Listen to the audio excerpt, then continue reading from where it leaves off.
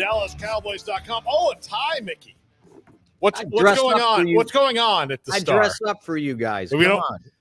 Mickey's muted. Sometimes you got to do TV, and I was kind of running short getting ready for you boys. Okay. Well, you look very dapper, Mick. You look very dapper. As usual. You like the 1,000 Dalmatians? Yeah, 101 Dalmatians. I love it. 101. Yes. I said 1,000. I mean, eventually, yes. If there's already 101 of them, they'll get there. Mickey, this Cowboys offense is absolutely ridiculous. And I remember when Brian Schottenheimer got hired, and one of the things was, well, he's got this offensive acumen. It's different. I was like, well, he's been there, and we haven't seen different yet. So what's his input been? But he's kind of always been in a position where he is kind of additive to what the head coach wants because he's never been a head coach. It seems like he has compiled a playbook and is now just taking this opportunity to be like, all right, guys, here we go. This is what the picture I'm going to paint is. And it looks very different than even his previous stops, other places, because it's so diverse and wide open. It's kind of blowing my mind, Mick, to be honest with you, because I didn't know what to expect. It helps to have the talent he's working with right now, by the way, to work with a quarterback of Dak Prescott's quality, have a couple wide receivers like George Pickens, CeeDee Lamb, throw in Javonte Turpin, and a tight end like Jake Ferguson, and an offensive line that has a possibility of being back intact for Sunday's game at Denver if Cooper Beebe is ready to go. And if he's not ready this week, he'll be ready next week. So, yeah, you put all that together. But I think the biggest thing is, Paul, that he seems very compatible with Dak Prescott, not only from knowing what Dak likes, but the two of them collaborating on kind of designing this offense. And I think that's huge, where you don't just have a head coach saying, okay, here's what we do, here's what we do, you listen to me. I think he listens to the quarterback, and I think the quarterback listens to Schottenheimer. And now we're starting to see, the ramifications of that relationship. Now, having said all that, this is another big test on Sunday, having to go up against the Denver defense that leads the league in sacks, and not by a little, by 8, and has played pretty well in 4 of the 7 games they've played. They're 5-2 and, made the miraculous comeback against the Giants in the fourth quarter this past Sunday.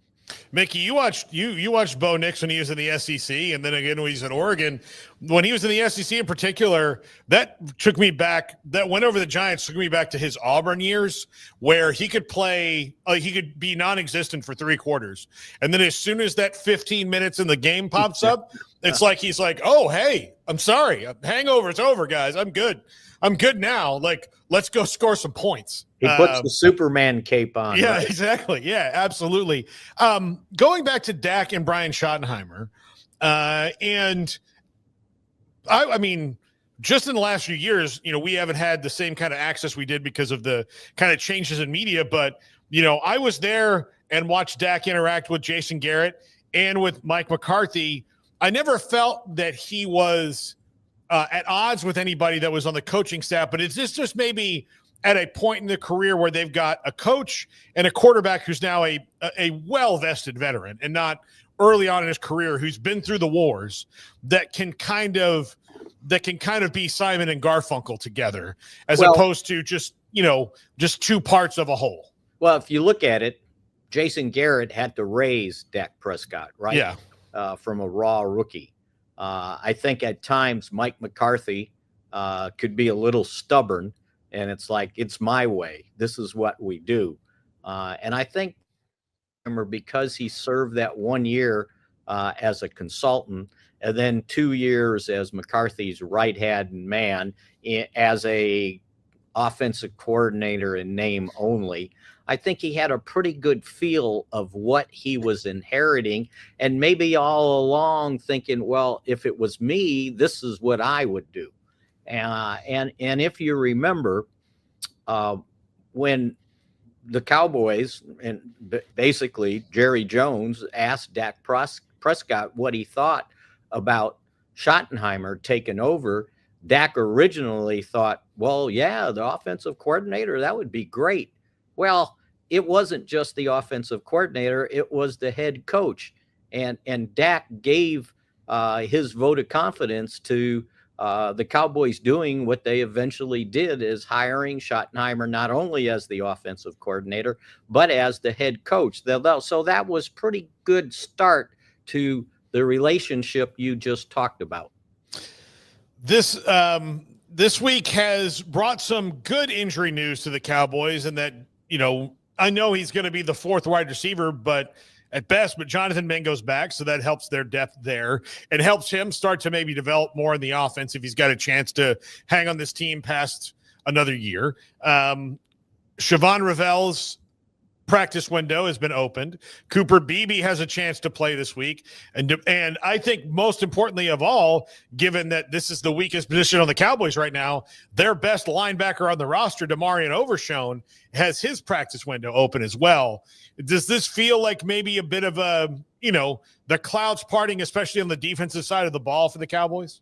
Yeah. At least depth-wise. Yeah, and at least, knowing those guys are on the road to recovery. Now, I would think Overshone and Revel, they're going to need all 21 days of their practice window that's allowed before they're put on the 53-man roster. Let's remember those guys, one of them, Revel, hasn't played football since the third week of his college season at East Carolina last year, and Overshone got hurt basically the first week in December, and neither of them have gone through an off season, have gone through training camp, preseason, any of that. So they're playing football right now for the first time. So I think it would take probably all 21 days before they're actually ready. At least I've heard that Revel and maybe even Overshone a little bit can at least do some things on the practice squad, because it's non-contact stuff, especially on a day like this day, because it's a light practice on Friday.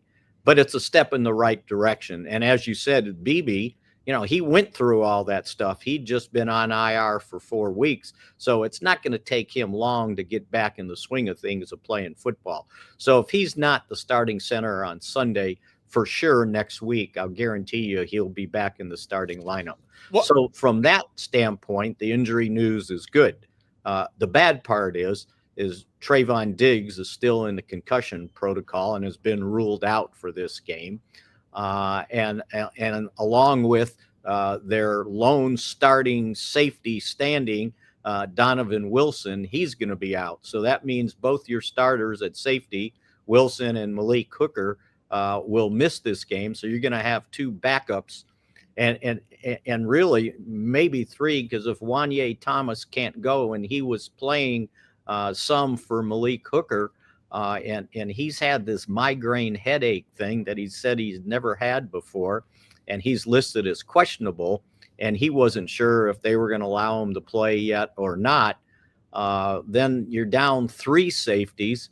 And you're getting a little bit into your depth at that position. Now, I don't know that the safety position would dictate, well, there's no way you can win, right? But it doesn't help. So, yeah, they still have their concerns on defense, and especially in the secondary.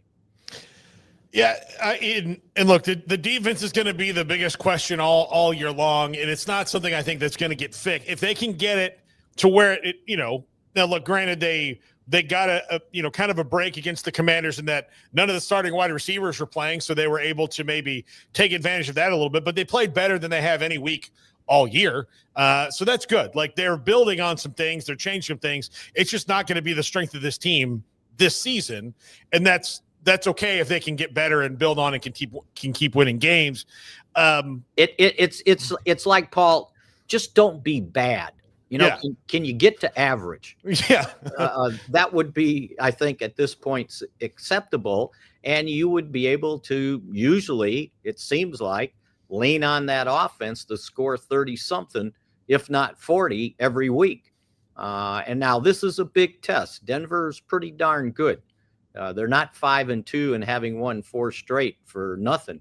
And they're pretty good against the run, and they put pressure on opposing quarterbacks because of that. They lead the league with 34 sacks, and not by a little, by 8. So that kind of gives you an indication of what the Cowboys are running into on the road against a good team and a good head coach and Sean Payton. Yeah, that Cortland Sutton matchup in the secondary is probably going to be a tough one for the Cowboys this week for sure, because he's a big body and tough to cover anyway.